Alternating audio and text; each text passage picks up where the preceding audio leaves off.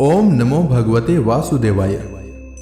भगवान बृहस्पति देव की पूजा अर्चना के लिए बृहस्पतिवार को व्रत करके बृहस्पतिवार की व्रत कथा सुननी चाहिए।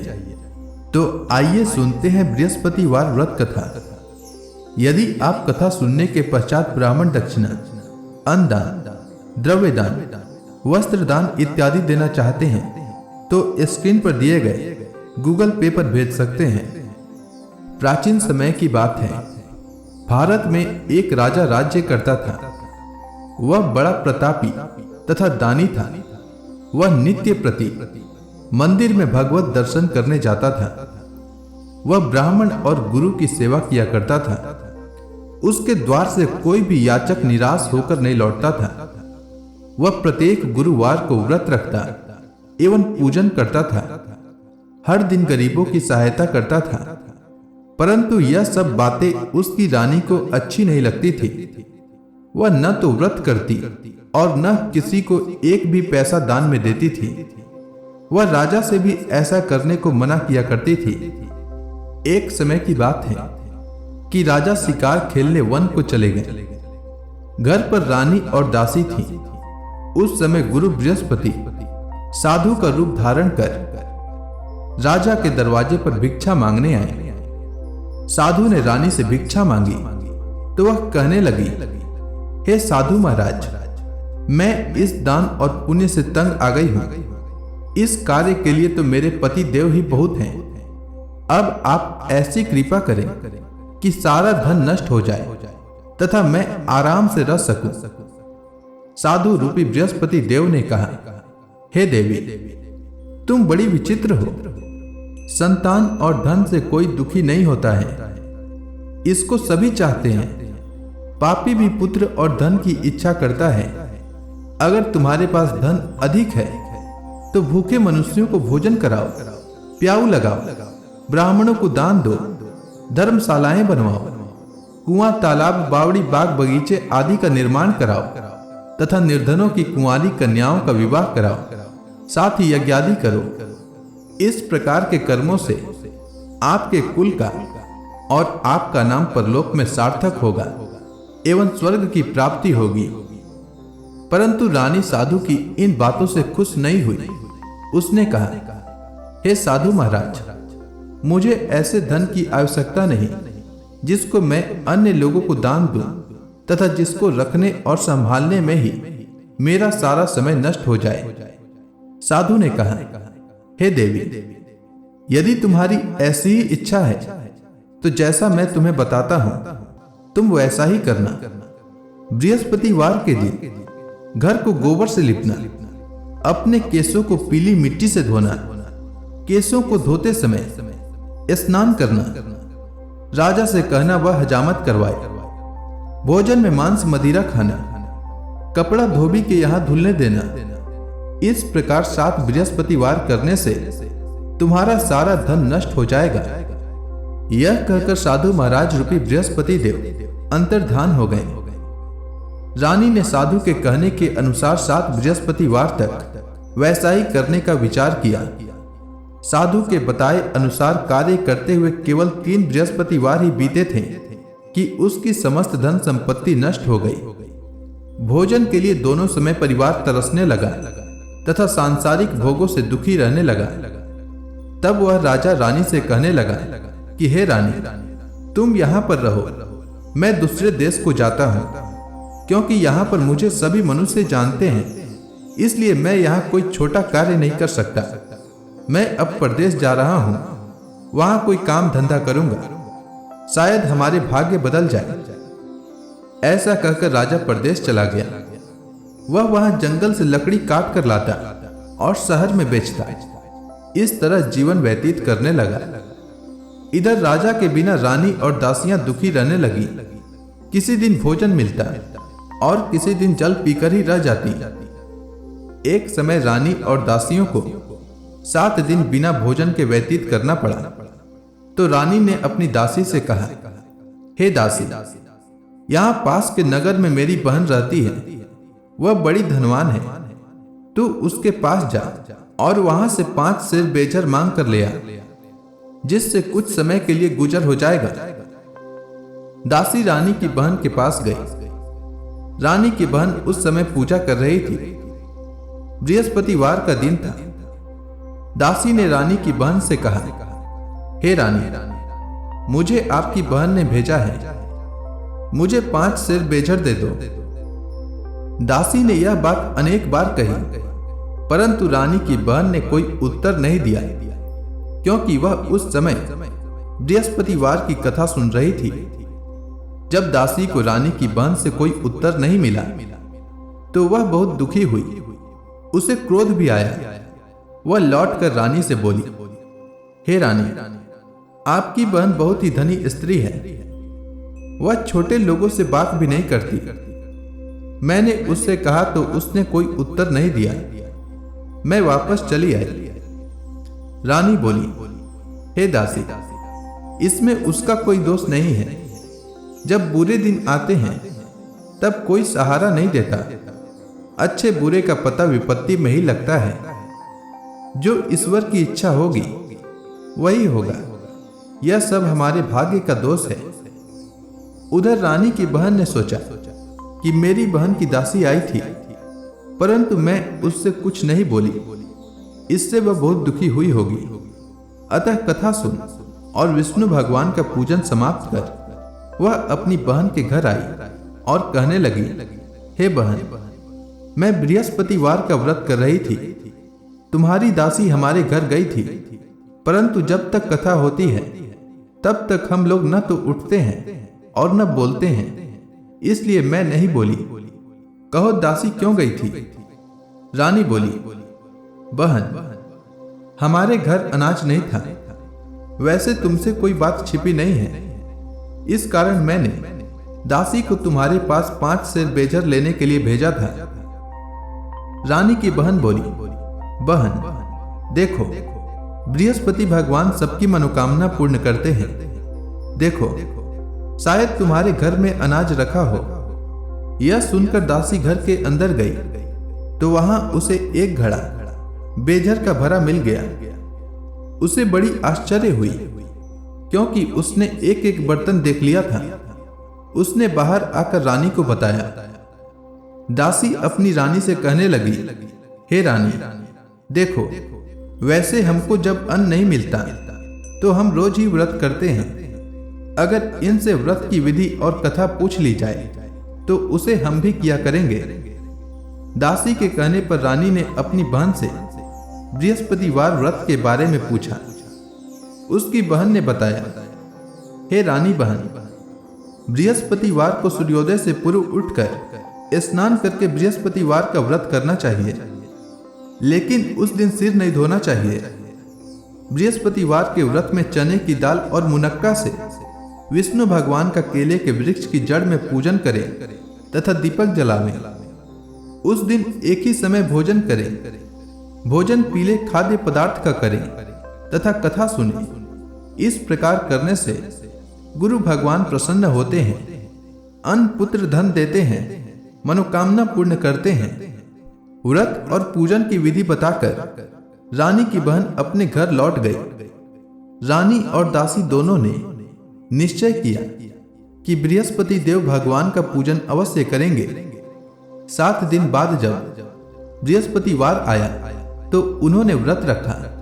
घुड़साल में जाकर चना और गुड़ बीन लाई तथा उसकी दाल से केले की जड़ तथा विष्णु भगवान का पूजन किया। अब अन्न पीला कहां से लाएं? दोनों बड़ी दुखी हुई, परंतु उन्होंने व्रत किया था, इस कारण बृहस्पति देव भगवान प्रसन्न थे। एक साधारण व्यक्ति के रूप में वे 2 थालों में सुंदर पीला भोजन लेकर आए और दासी को देकर बोले, हे दासी, यह भोजन तुम्हारे और रानी के लिए है, तुम दोनों करना।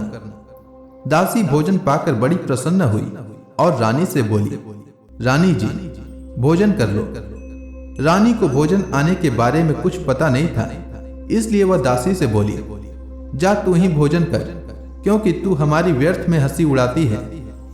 दासी बोली, एक व्यक्ति भोजन दे गया है। रानी कहने लगी, वह भोजन तेरे लिए दे गया है, तू ही भोजन कर। दासी ने कहा, वह व्यक्ति हम दोनों के लिए, 2 थालों में भोजन दे गया है, इसलिए मैं और आप दोनों ही साथ साथ भोजन करेंगे। दोनों ने गुरु भगवान को नमस्कार कर भोजन प्रारंभ किया। उसके बाद से वे प्रत्येक बृहस्पतिवार को गुरु भगवान का व्रत और पूजन करने लगी।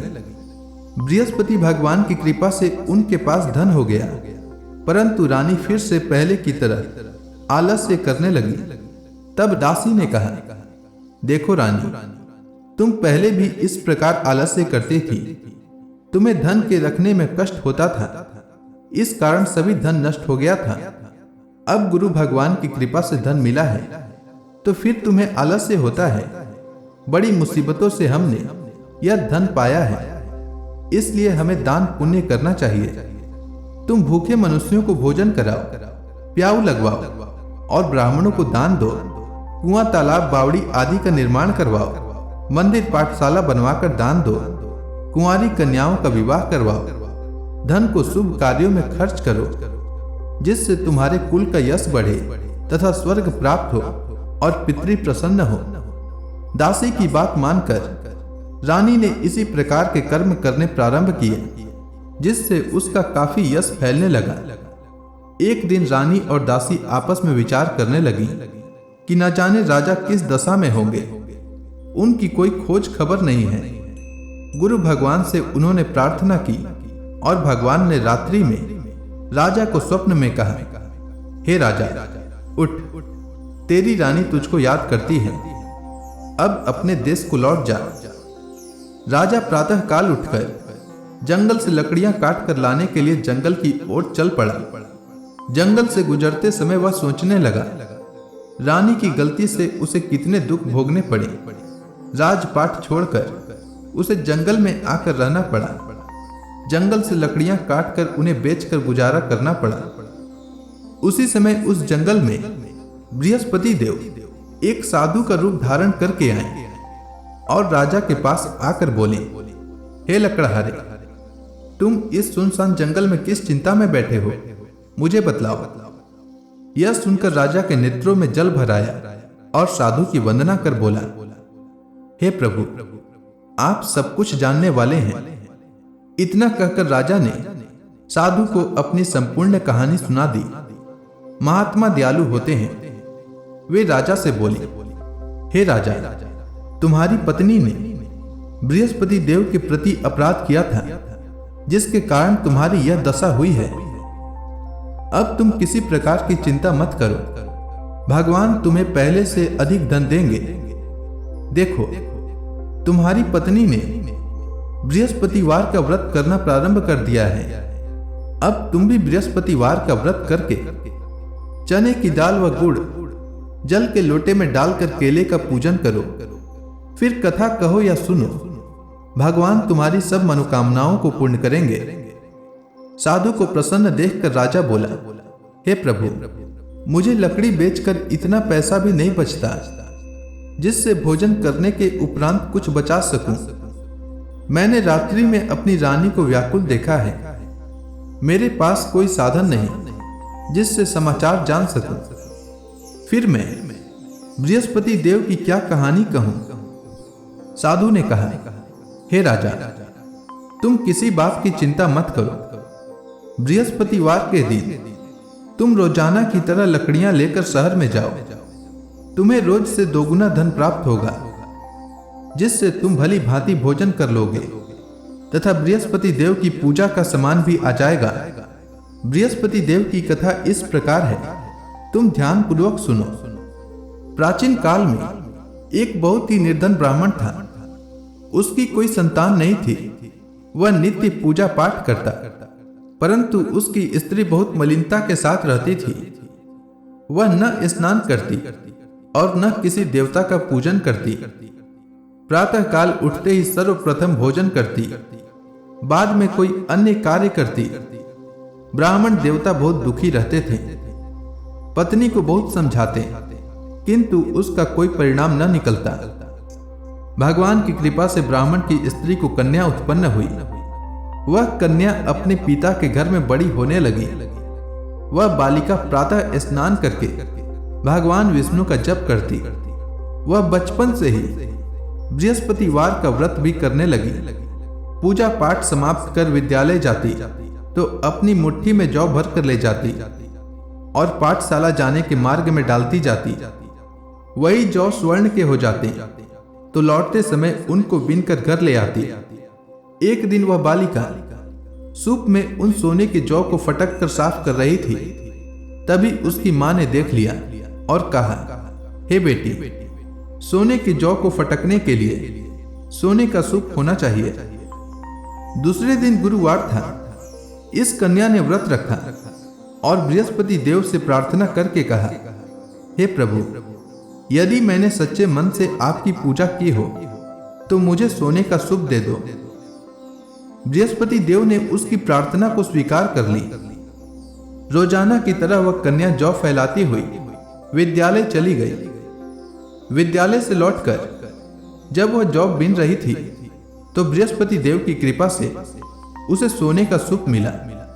उसे वह घर ले आई और उससे जौ साफ करने लगी, परंतु उसकी मां का वही ढंग रहा। एक दिन की बात है, वह कन्या सोने के सूप में जौ साफ कर रही थी। उस समय उस नगर का राजकुमार वहां से होकर निकला। इस कन्या के रूप और सोने के सूप में जौ को साफ करते देखकर वह उस कन्या पर मोहित हो गया। राजमहल आकर वह भोजन तथा जल त्याग कर उदास होकर लेट गया। राजा को जब राजकुमार द्वारा अन्न जल त्यागने का समाचार ज्ञात हुआ तो अपने मंत्रियों के साथ वह अपने पुत्र के पास गए और बोले, हे पुत्र, तुम्हें किस बात का कष्ट है? किसी ने अपमान किया है अथवा कोई और कारण है? मुझे बताओ, मैं वही करूंगा जिससे तुम्हें प्रसन्नता हो। राजकुमार ने अपने पिता की बातें सुनी तो वह बोला, मुझे आपकी कृपा से किसी बात का दुख नहीं है। किसी ने मेरा अपमान भी नहीं किया है, परंतु मैं उस लड़की के साथ विवाह करना चाहता हूं जो सोने के सूप में जौ साफ कर रही थी। यह सुनकर राजा आश्चर्य में पड़ गया और बोला, हे पुत्र, इस तरह की कन्या का पता तुम ही लगाओ। मैं उसके साथ तुम्हारा विवाह अवश्य ही करवा दूंगा। राजकुमार ने राजा को उस लड़की के घर का पता बतलाया। मंत्री उस लड़की के घर गया और राजा का आदेश ब्राह्मण को सुनाया। कुछ ही दिन बाद ब्राह्मण की कन्या का विवाह राजकुमार के साथ संपन्न हो गया। कन्या के घर से जाते ही उस ब्राह्मण देवता के घर में पहले की ही भांति गरीबी का वास हो गया। अब भोजन के लिए भी अन्न बड़ी मुश्किल से मिलता था। एक दिन दुखी होकर ब्राह्मण अपनी पुत्री से मिलने गया। बेटी ने पिता के दुख की अवस्था को देखा और अपनी मां का समाचार पूछा। ब्राह्मण ने सभी हाल कहा। कन्या ने बहुत सा धन देकर अपने पिता को विदा कर दिया। इस तरह ब्राह्मण का कुछ समय सुखपूर्वक व्यतीत हुआ, लेकिन कुछ दिन बाद फिर वही हाल हो गया। ब्राह्मण फिर अपनी कन्या के यहां गया और सभी हाल कहा तो पुत्री बोली, हे पिताजी, आप माता जी को यहां लिवा लाओ। मैं उन्हें वह विधि बता दूंगी जिससे गरीबी दूर हो जाए। ब्राह्मण देवता अपनी स्त्री को साथ लेकर अपनी पुत्री के पास राजमहल पहुंचे तो पुत्री अपनी माता को समझाने लगी, हे मां, तुम प्रातःकाल उठकर प्रथम स्नान आदि करके विष्णु भगवान का पूजन करो तो सब दरिद्रता दूर हो जाएगी। परंतु उसकी मां ने उसकी एक बात नहीं मानी। वह प्रातःकाल उठकर अपनी पुत्री का बचा जूठन खा लेती थी। एक दिन उसकी पुत्री को बहुत क्रोध आया। उसने एक रात एक कोठरी से सारा सामान निकाल दिया और अपनी मां को उसमें बंद कर दिया। प्रातः उसमें से उसे निकाला तथा स्नान आदि करा के पूजा पाठ करवाया तो उसकी मां की बुद्धि ठीक हो गई। इसके बाद वह नियम से पूजा पाठ करती और प्रत्येक बृहस्पतिवार को व्रत रखने लगी। इस व्रत के प्रभाव से उसकी मां भी बहुत धनवान हो गई और बृहस्पति देवता के प्रभाव से स्वर्ग को प्राप्त हुई। वह ब्राह्मण भी सुखपूर्वक इस लोक का सुख भोग कर स्वर्ग को प्राप्त हुआ। इस तरह कहानी कहकर साधु देवता वहां से लोप हो गए।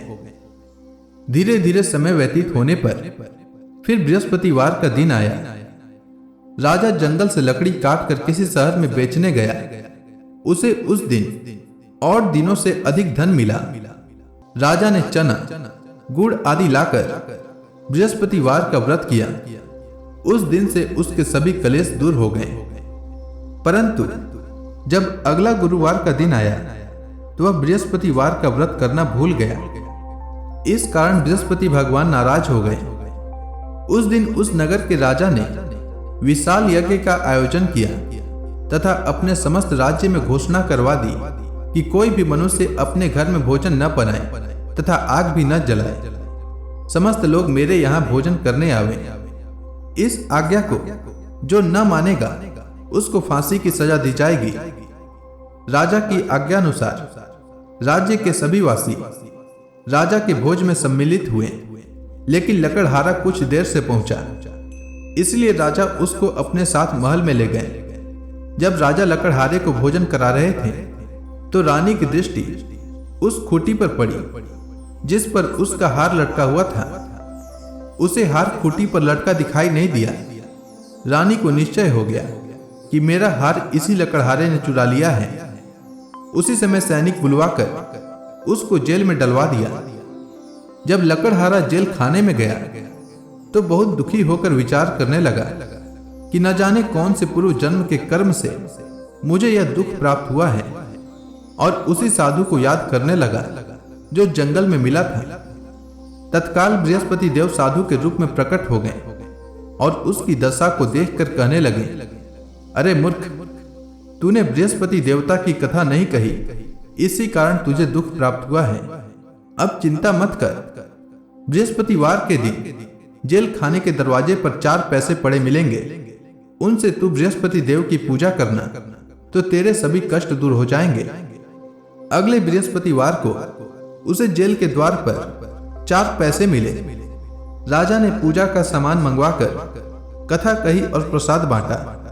उसी रात्रि को बृहस्पति देव ने उस नगर के राजा को स्वप्न में कहा, हे राजा, तूने जिस आदमी को जेल खाने में बंद कर दिया है वह निर्दोष है, वह राजा है, उसे छोड़ देना। रानी का हार उसी खूंटी पर लटका हुआ है। अगर तू ऐसा नहीं करेगा तो मैं तेरे राज्य को नष्ट कर दूंगा।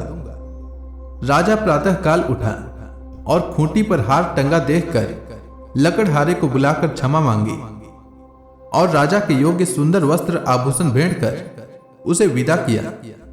गुरुदेव की आज्ञानुसार राजा अपने नगर को चल दिया। राजा जब नगर के निकट पहुंचा तो उसे बड़ा आश्चर्य हुआ। नगर में पहले से अधिक बाग, तालाब और कुएं तथा बहुत सी धर्मशालाएं, मंदिर आदि बने हुए थे। राजा ने पूछा कि यह किसका बाग और धर्मशाला है। तब नगर के सब लोग कहने लगे कि यह सब रानी और दासी द्वारा बनाए गए हैं। राजा को आश्चर्य हुआ और क्रोध भी आया। जब रानी को पता चला कि राजा आ रहे हैं तो उसने अपनी दासी से कहा, हे दासी, देख, राजा हमको कितनी बुरी हालत में छोड़ गए थे। वह हमारी ऐसी हालत देखकर लौट न जाए, इसलिए तू दरवाजे पर खड़ी हो जा। रानी की आज्ञानुसार दासी दरवाजे पर खड़ी हो गई। जब राजा आए तो उन्हें अपने साथ महल में लिवा लाई। तब राजा ने क्रोध करके अपनी तलवार निकाली और पूछने लगा, बताओ, यह धन तुम्हें कैसे प्राप्त हुआ है। तब रानी ने बताया, हमें यह सब धन बृहस्पति देव के व्रत के प्रभाव से प्राप्त हुआ है। राजा ने तब निश्चय किया कि 7 रोज बाद तो सभी बृहस्पति देव का पूजन करते हैं, परंतु मैं रोजाना दिन में 3 बार कथा कहा करूंगा तथा रोज व्रत किया करूंगा। अब हर समय राजा के दुपट्टे में चने की दाल बंधी रहती तथा दिन में 3 बार कथा कहता। एक रोज राजा ने विचार किया कि चलो अपनी बहन के यहाँ हो आवे।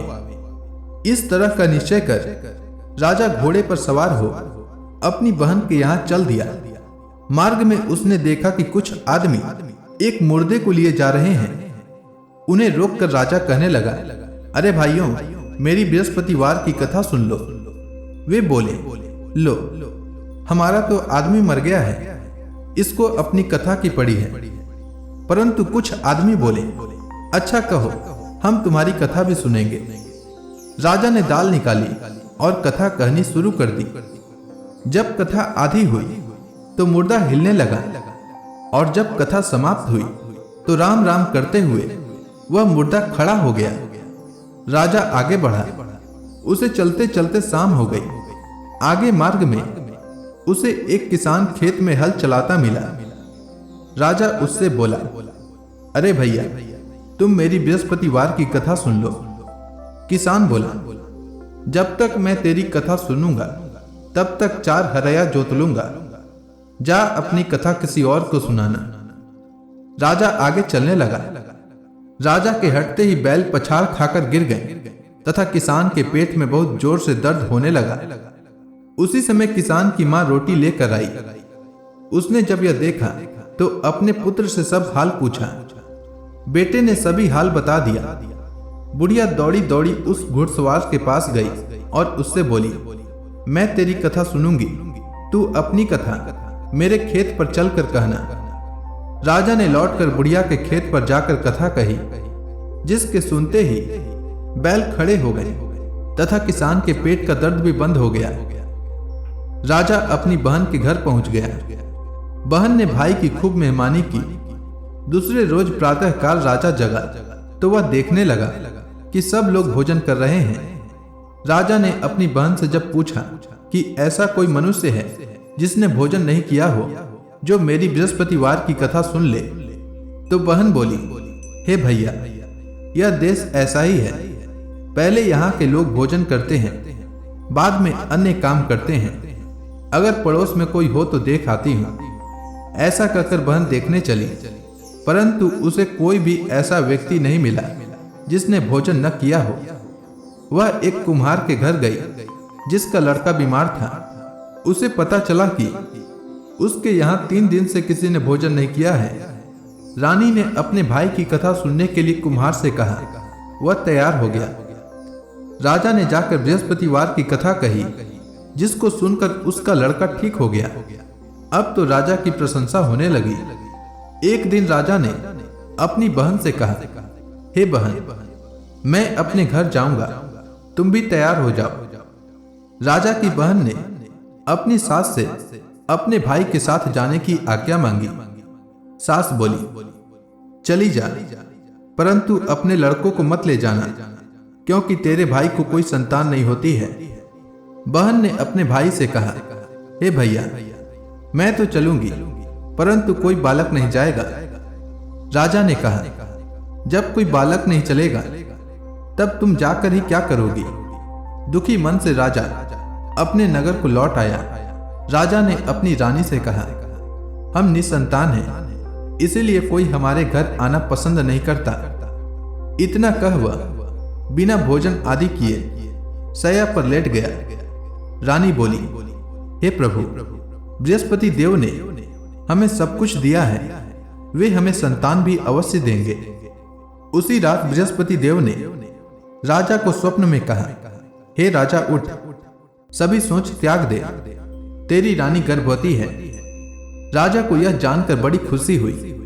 9वें महीने रानी के गर्भ से एक सुंदर पुत्र उत्पन्न हुआ। जब राजा की बहन ने यह शुभ समाचार सुना तो वह बहुत खुश हुई तथा बधाई लेकर अपने भाई के यहाँ आई। तभी रानी ने कहा, घोड़ा चढ़कर नहीं आई, गधा चढ़ी आई। राजा की बहन बोली, भाई, मैं इस प्रकार न कहती तो तुम्हें संतान कैसे मिलती। बृहस्पति देव ऐसे ही हैं, जिसके मन में जो कामनाएं रहती है सभी को पूर्ण करते हैं।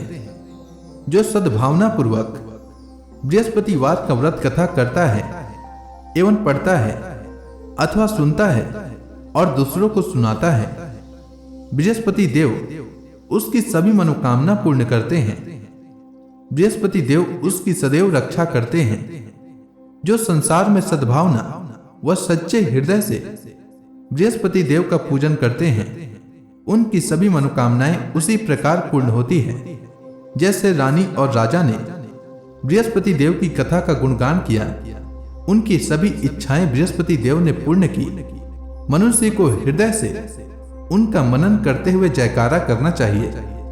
तो प्रेम से बोलिए बृहस्पति भगवान की जय, विष्णु भगवान की जय, माता लक्ष्मी की जय। अब आप सभी भक्तगण हाथ जोड़कर भगवान विष्णु का ध्यान करें। आरती होने वाली है। ओम जय जगदीश हरे, स्वामी जय जगदीश हरे। भक्त जनों के संकट, भक्त जनों के संकट क्षण में दूर करे। ओम जय जगदीश हरे। जो ध्यावे फल पावे, दुख बिन से मन का। सुख संपत्ति घर आवे, कष्ट मिटे तन का।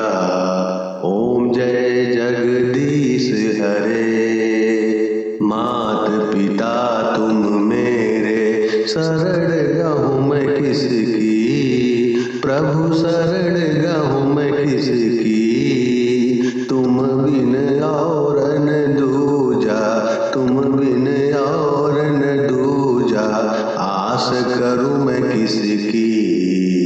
ओम जय जगदीश हरे। तुम पूरन परमात्मा, तुम अंतर्यामी। प्रभु तुम अंतर्यामी।